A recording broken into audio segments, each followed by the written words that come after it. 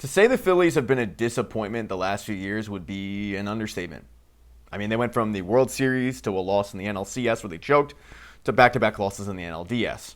Here are the reasons why the Phillies will once again disappoint and will not win the World Series. And if you're looking for a positive angle on this, hit the tab in the upper right-hand corner. It'll take you to the yin, which is, well, this is the yang to that, the negatives.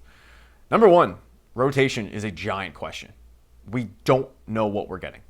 You know what you're getting from one guy, and that is Christopher Sanchez. And you saw that in Game 1. He goes out there and he looks like the guy who finished second in Cy Young voting, and he could have easily won it, really. But he looked as advertised. And then in Game 2, you saw Aaron Nola. I mean, look, he didn't look bad, but he didn't look ace-worthy. You know what I mean? It was, again, up an account, gives up a home run, 5-innings pitch, 2 earned runs, a lot of strikeouts, but still not ideal, I think, for what you were looking for a bounce back here from Aaron Nola.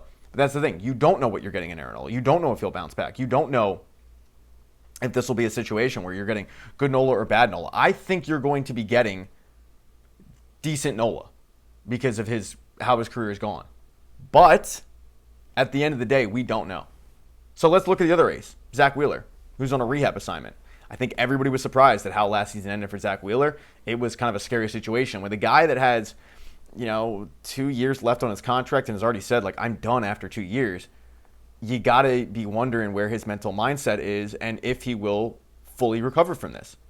The optimist in me says, yeah, of course, he'll be fine. Look, he's already on a rehab assignment in Lehigh Valley. He'll join the team before the April's up. But what happens if this comes back? What happens if you once again lose your ace? Okay, well, let's look at the other guy, Jesus Luzardo. Looked like the best pitcher in baseball for the first 2 months of the last season and then looked like one of the worst pitchers in baseball for the next 3. And was dialed in the playoffs. Now, a big reason why a lot of people think is because he was tipping pitches. Looked like it, at least. What's going to keep him from doing that again? You would hope that Caleb Cotham would be able to get with him because he did sign that massive extension.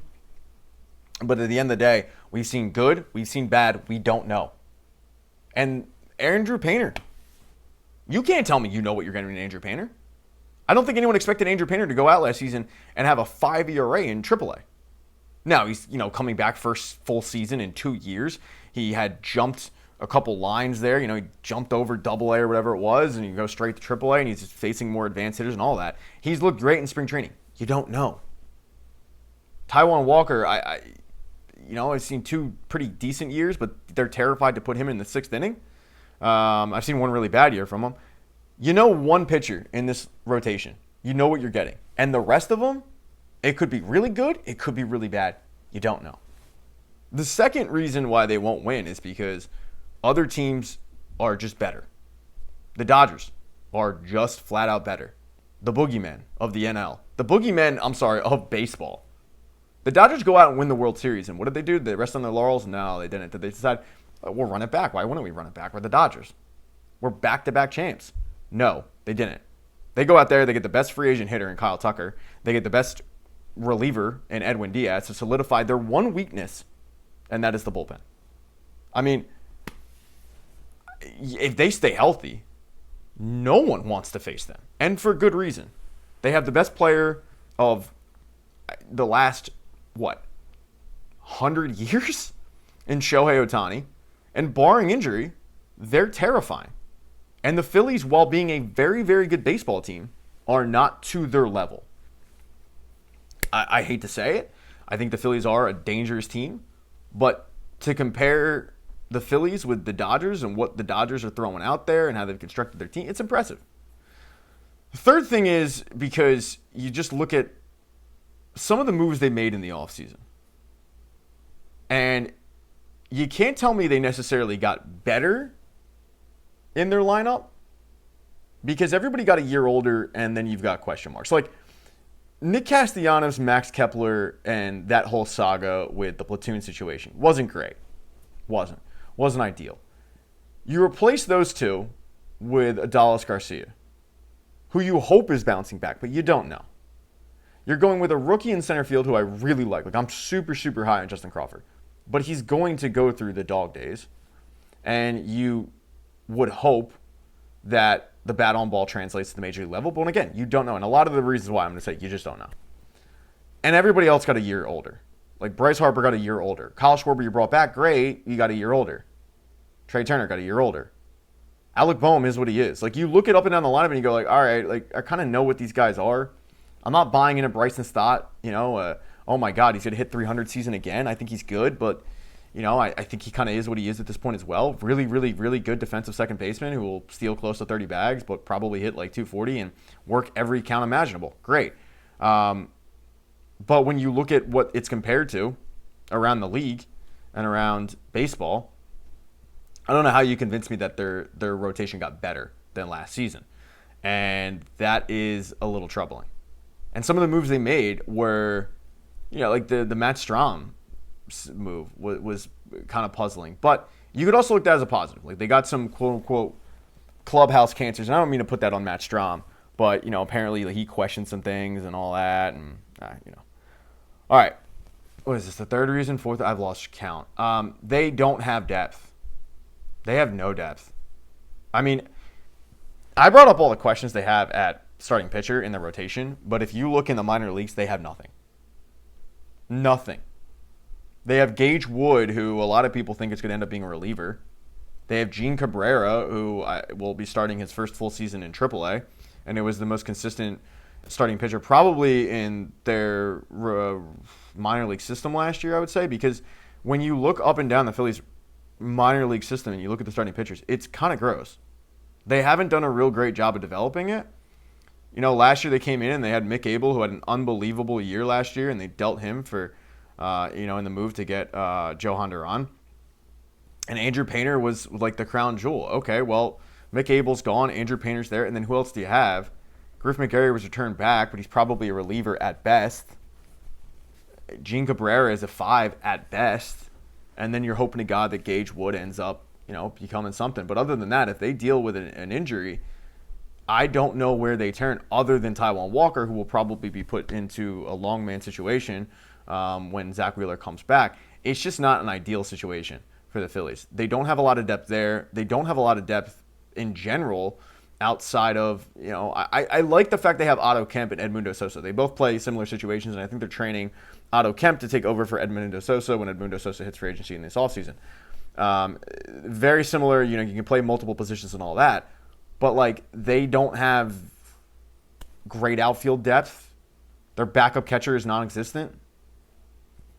If injuries hit this team hard, it might be difficult.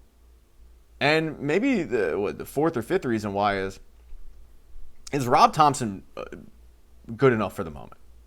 Rob Thompson kind of hit lightning in a bottle that first year. Turns around the team after the whole debacle with Joe Girardi, takes the team to the World Series, and after that, it has kind of been choke jobs. Now, the Mets situation I won't necessarily put on Rob Thompson, but the NLCS against the Diamondbacks, they should not have lost to the Diamondbacks, and they did. And last year, I thought Rob Thompson had quite possibly the worst postseason managerial job I've seen in I don't know how long. And I thought it should have cost him his job, but I think a big part of baseball is handling egos and being respected by your players and being realizing when to be good cop, when to be bad cop, and apparently he's really, really good at that. But some of the decision making that he had in the playoffs led me to believe that, is this him? And Brett Brown was in a similar situation, I think, with the Sixers for a while, which was, look, when there were no expectations, Brett Brown was the man. Brett Brown could do no wrong when there was no expectations, and he was a pretty decent coach. But once expectations started to kind of mount up, and once the pressure started to build up on Brett Brown, he choked, he collapsed. He was not good. And I wonder if the same thing is going on with Rob Thompson. I would have had no problem if they moved on from him. Wasn't a huge fan of them bringing him back. I understand it. Just not a huge fan personally. And then, that's probably about it, of the reasons why they won't. Oh, and then lastly, look, winning the World Series is tough. I think that's the number one thing that fans forget about sports in general, but winning a championship is difficult. I am 37 years old. I have seen 1 championship for the Phillies, 2 for the Eagles. So I've seen 3 championships in my entire life in the city of Philadelphia. And they were awesome. They were special because of the fact that it's so hard to win a championship. Having high expectations, like you should for this team. But if they don't win and they fall short, I get the frustration, but you also have to remember, it is difficult to ride that wave. We've seen the best teams in baseball sometimes collapse in the DS. Like, I hate the format of the NLDS, and I've always hated it. It's benefited the Phillies in the past, and it hurt the Phillies last year, I think. The best of 5, I think, is terrible.